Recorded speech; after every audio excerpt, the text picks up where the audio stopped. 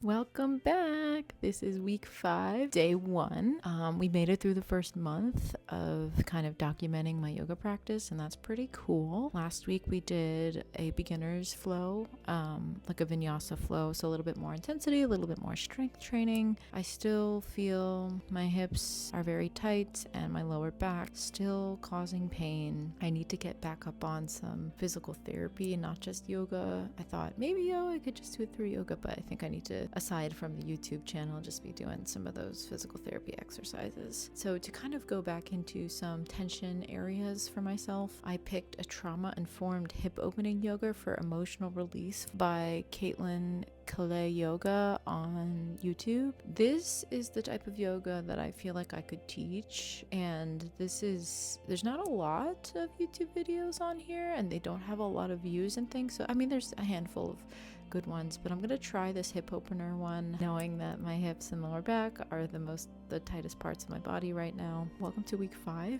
Thank you. If I cry a lot during this one, don't say I didn't warn ya. Okay. This is another practice that starts with the sitting pose, just welcoming in. And in somatics, which I think is important in trauma recovery, especially complex trauma, it's listening to your body's cues, so kind of moving it in one direction and seeing where exactly it's going to take you without trying to actively think about it. So I kind of think of it as like your body is speaking for you when you don't have the words in a way. And that's like when they say like free movement, you're really just letting your body move through space and let out things. This is some windshield wipers, so this is good. Even if we're going to get into some more intense hip stretches, you still have to warm up your body and not just go right into the intense stretches. So windshield wipers are always good for that. They're a good reset for during a flow as well. Love a side bend. Trying to make this as lazy or unsupported, not unsupported, but just effortless as possible, not forcing anything, not contracting my muscles as much as possible, doing a side stretch on the other side. And what's nice is I'm seeing side stretches. It's cool, like you see different poses in different genres of yoga, and then just kind of like depending on the context, they can mean more to your body or more within that flow. So it's just something I guess you learn over time. We have a butterfly pose, definitely opening the hips. The bandana was tough. I don't know. Probably shouldn't have worn it because I kept fixating on it. So bending forward with a butterfly pose, just a great release to just sink and surrender to the weight. Oh my god, that hunch in my middle back is pretty intense. So is the neck. The neck just wants to naturally stay forward. Yeah, this instructor is very much keep moving your body, keep listening to your body and what it needs. Yeah. I think that's way more important, especially when you have complex trauma and you're dissociative. Like your body just is not safe, and it's not a safe place for your mind to rest. So I feel like somatics teaches your mind and your body to like reconnect and have a relationship again and build safety together. That's at least what yoga has done for me, or specifically restorative yoga. This one was tough. So my left leg is out and I'm rolling around on my left hip. Oh my god. So stretchy. Then you reverse. Yeah. Bring it around town, as they say in SpongeBob. Yeah, so good though. So necessary.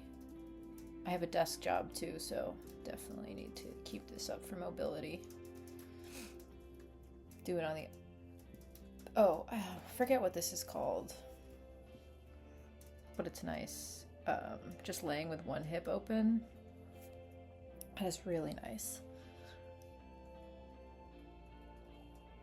Especially when you can just lean into the ground. I wasn't necessarily focusing on strengthening in many of these. I was really not even focused on pigeon pose. I wasn't even trying to go into a deep stretch. I was really just trying to feel relaxed and allow my body to bring up what it needed to within each pose. Love a pigeon pose. Sometimes it's hard to settle into because the leg I'm sitting on, or the bent leg,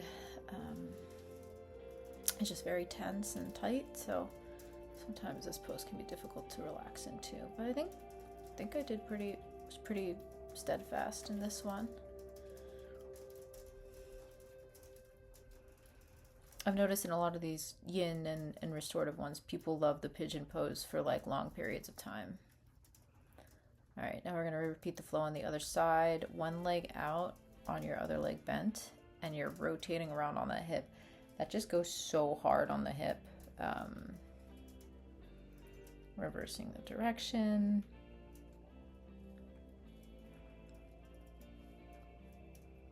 It's not like I'm using much core like I would in like a downward dog, but it is hitting the hips.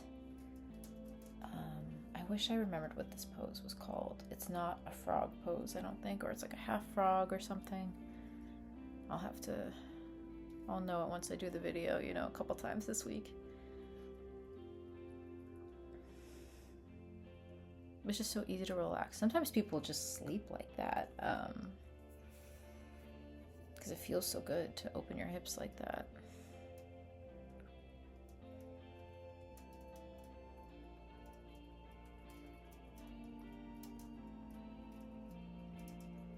I love that now when I move from pose to pose, I definitely push up against the ground and get myself up to then move into the next pose. I really find that has been beneficial in terms of staying mindful and staying in touch with the ground. Yeah, staying mindful, staying in touch with the ground. And yeah, just find that to be really nice. This pigeon pose on the other side.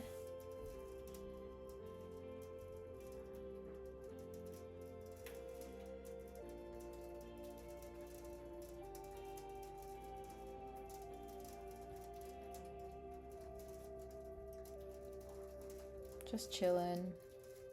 Did a pretty good job of staying still in this pose and relaxing into it instead of having to adjust it. And it's not bad if you have to adjust. It's really not. It's actually important that you make sure your body is in its most comfortable position, especially in these types of flows.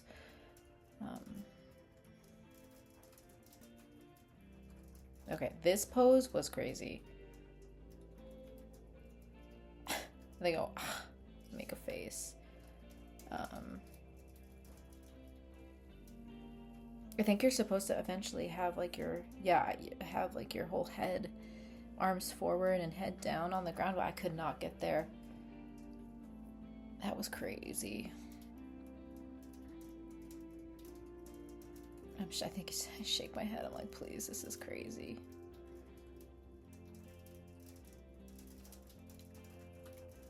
But you know, I was asking for a hip opener and I got one.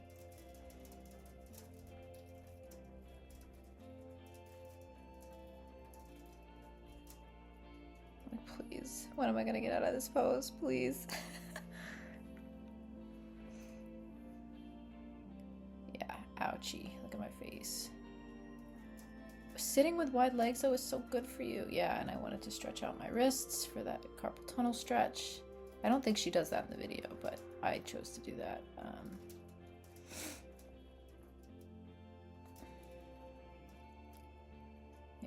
Kind of like slowly changing poses to get out of that really intense frog pose.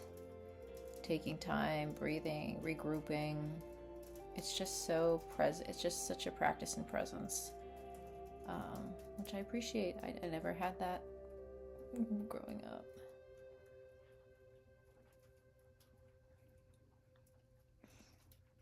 Yep, just more somatics of just like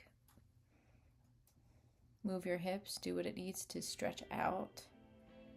Roll around on the ground, feel the ground support.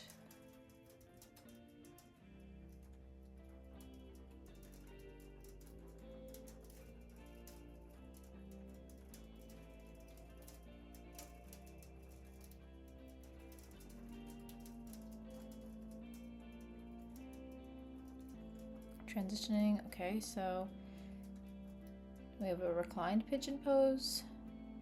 That one was nice. Again, the leg that's bent and forward cannot be perpendicular to the camera, which is crazy. Like I try to push that leg out so hard, and I cannot really move it much more than that. Rolling out the ankles. Like, what am I doing? I don't know. This is like, I don't know what this pose is called, but it is definitely a hip opener.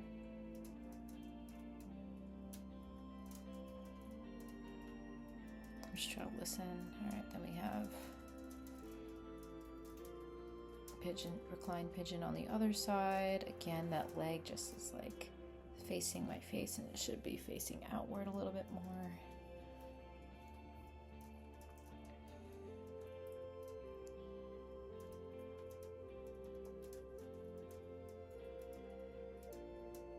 Yeah, and then you pull that leg out.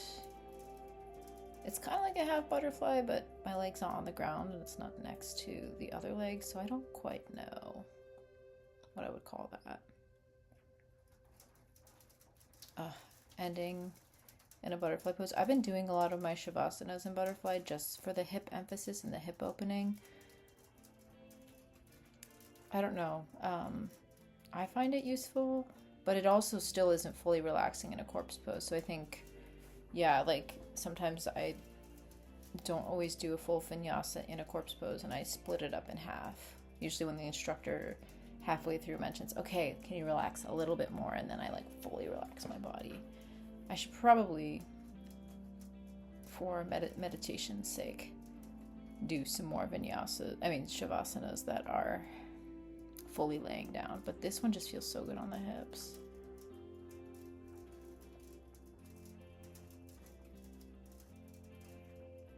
Just like low-key feeling so overwhelmed about ever being a teacher in yoga.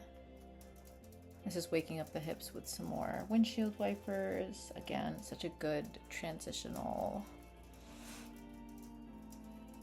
move to do in a flow.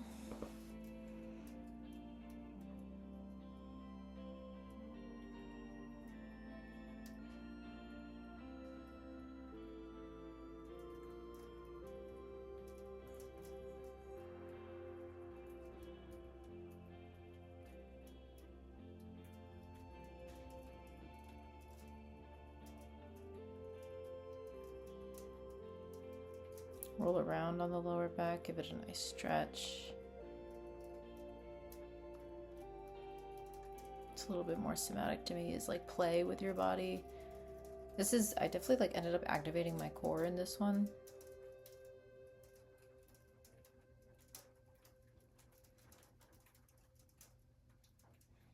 Happy baby. I'm so glad I can do a happy baby and not activate the sciatica in my left leg anymore. Like I don't have to fear about the pain coming out when I'm stretching it out.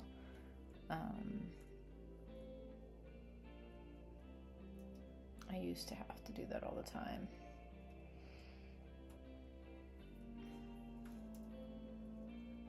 It was a very slow progress thing.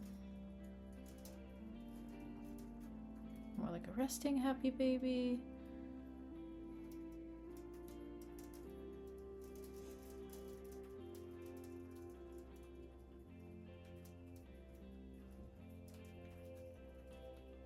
I guess I'm misremembering the flow. There's like a giant pause, and then there's a little bit more hip opener movement, and then there's, I guess, final shavasana. And I remember in this video, the instructor just ends her video instead of holding out her video for a shavasana and says, oh, you can stay here as long as possible, as long as you want. But yeah, no, resting, finally. Adjusting when I want to. Yeah, this is a good practice for just listening to your body's cues, especially in these flowy moves. It's quite a shift from the way I feel like we're raised to care for our bodies. Okay, hopefully this is all working again. That was nice. The frog pose really got to me. No idea what was going on in my hips there, but they were tight and I was like wanting to scream. So I think that's good. I didn't have as much of like an emotional release today as I thought I might, but maybe by the end of the week or during the week, something else might change. I would say this video doesn't have any music in the background, like the instructor's video. And I'm wondering if that's intentional for kind of trauma-informed yoga. So there's just, really all the space to process and not, have your mind attached to something other than what's happening in your immediacy. I don't know for a fact. I think, yeah, it was good. And my hips are just so tight after a month plus. I hope to figure that out soon.